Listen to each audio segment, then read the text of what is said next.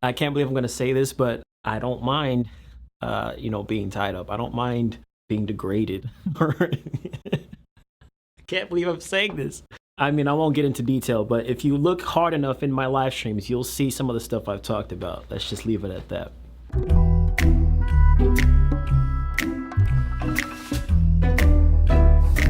So Wick Indeed is a song that came from a subtweet, actually, big surprise on Twitter. And it was from my girlfriend, Kelly. I was going on a big tweet barrage. And usually when I'm high, I tweet a bunch of like metaphysical epiphanies that I have, or I usually get very, very horny. And so she happened to see these tweets and wrote a tweet of her own that said something to the effect of, I could really use some Wick Indeed right now. And I was like, I would love to make a song around this topic in which I'm the supplier for both.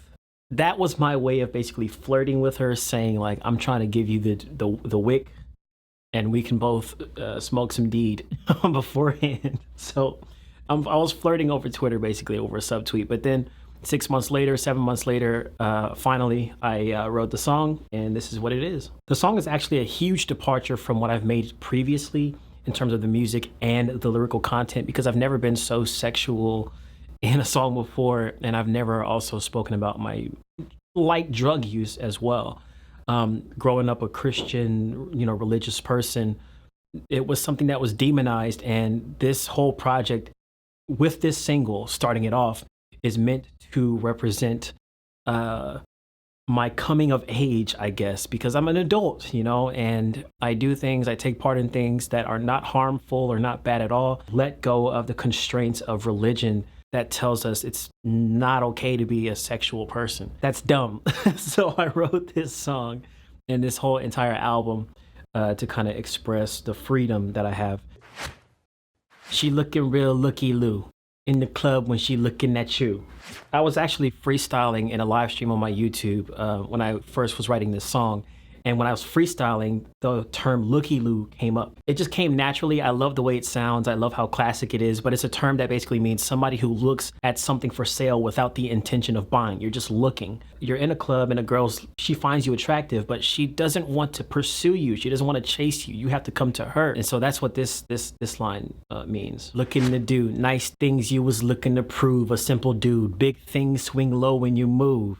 So what I was looking to prove was that I was worthy of her attention. I was worthy of her wanting me to pursue her, looking to do nice things for her in terms of spoiling her and being what I like to call a spice daddy, which me and my girlfriend, Kelly Dante, came up with. It's a term that kind of lives in the sugar daddy realm. It's a boyfriend who loves to spoil his girlfriend. There's love involved, but I just love to spoil my girlfriend. So sugar daddy, spice daddy, that's where that came from. Then the big things swing low when you move. You can only imagine what this is referring to. I mean, it's a very cocky, literally cocky line in the song. On the floor with a groove to legendary future sex tunes making you move. So I wrote this line specifically because when I was kind of coming up with the reference vocals in the studio when I was recording, the beat and the way that I processed the vocals reminded me of Justin Timberlake's Future Sex Love Sounds, but also the vocals themselves were processed in a way that was very digital and very futuristic. So it felt like it was a merging of the two worlds. So future sex, love sounds, but also this is what songs would sound like in the future when people are having sex,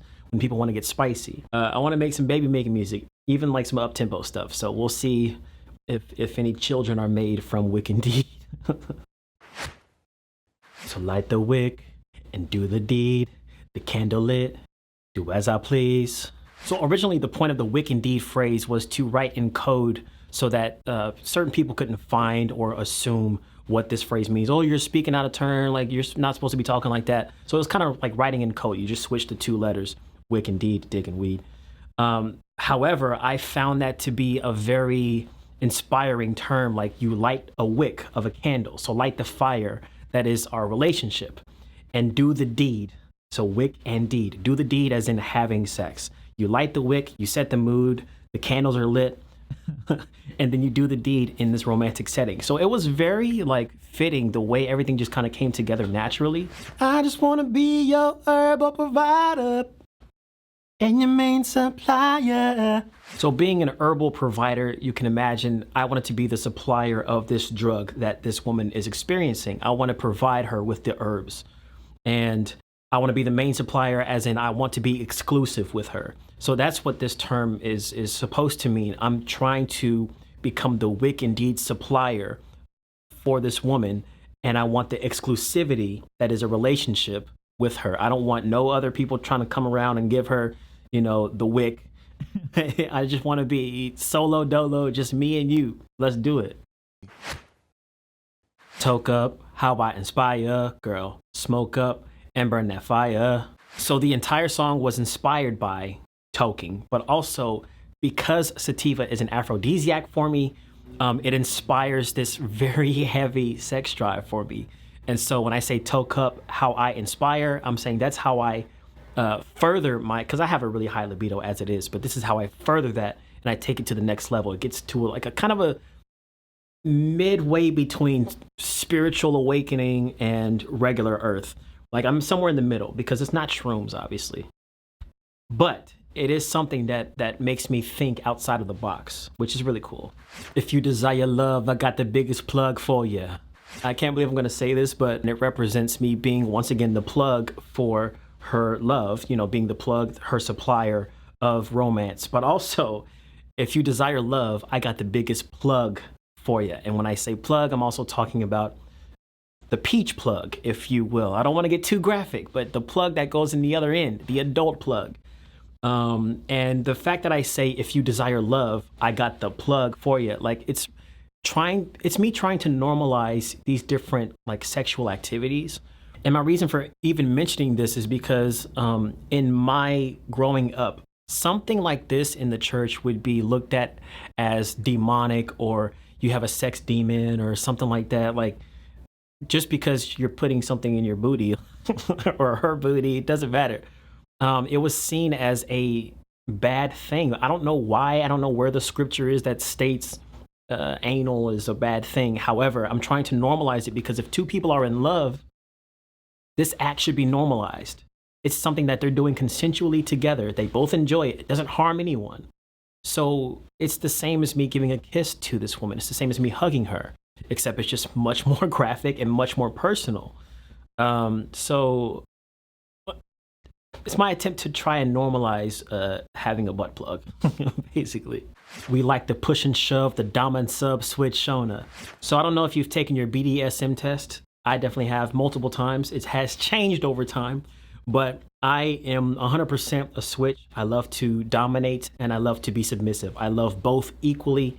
So when I say we like to push and shove the dom and sub switch on her, turn the lights off. So the light switch is a representation of me switching from a dom to a sub. And even in the music video, I kind of showed this with the switching of the lights from a blue to a red. That was representative of me being a switch. I think, whatever preference you have is cool, but I love having both. I love being able to give up control and trusting someone enough to dominate me in different ways, multiple ways, because that's what love is. It's trust, and that's what makes this song so great. It is a very raunchy song, but it's a very kind of spiritual and meaningful song in the sense that love has so many different aspects to it.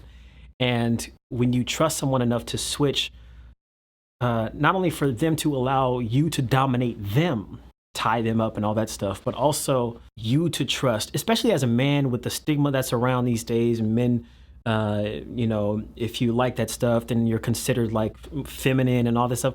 Feminine and masculine energy, I have a balance of both. I don't think there's a positive or negative to having both. It's just equal. It's the yin and yang. And so being a switch, I don't mind, being tied up. I don't mind being degraded. I can't believe I'm saying this. I don't mind. I won't get into detail, but if you look hard enough in my live streams, you'll see some of the stuff I've talked about. Let's just leave it at that.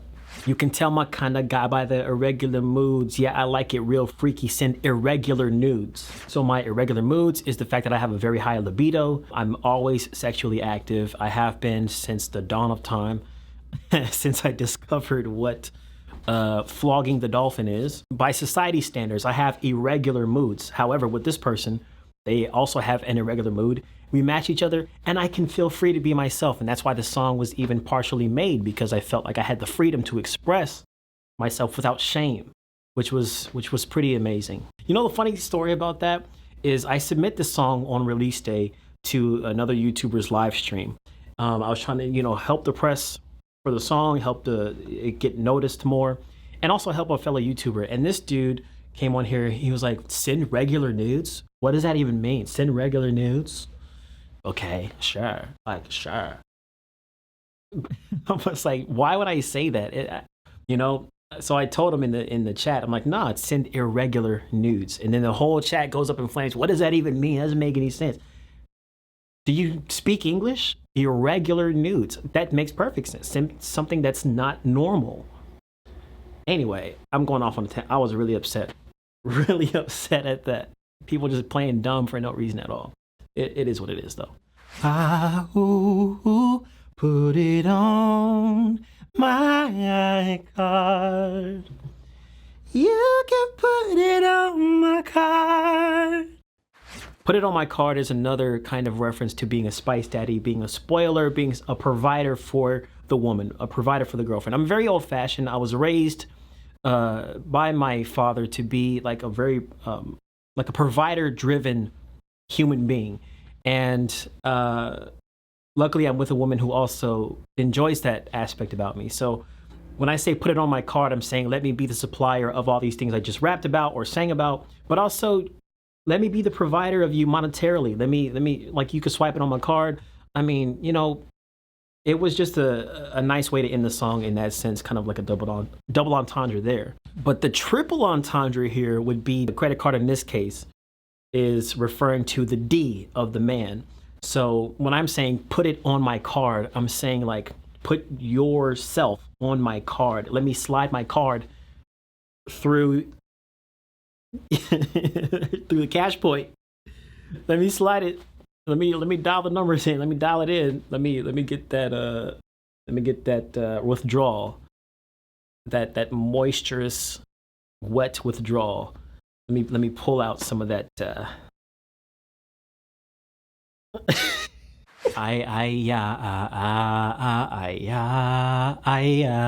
even this kind of has a meaning. It was something that I took in subconsciously, not knowing until after I recorded the song. But Kelly does this thing where she is expressing kind of like frustration. She says, "Ay-ya," and when I was recording the song, I was just singing a chant, basically. You know, I like that melody, that I.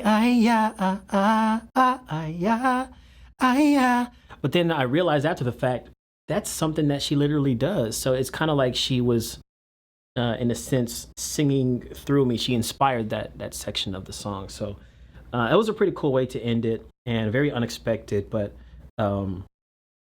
that is a story of Wick Indeed. That is the breakdown of the song and how it was made, and all the meaning behind the lyrics. I know it was a bit raunchy, but it is what it is. So Wick Indeed is currently streaming on all platforms. If you just search Wick X Deed on Spotify, Apple Music, Amazon, Dish, whatever you use, be sure to go download the song, listen to it, give it a listen. Watch the music video on my YouTube channel. I'll link everything down below.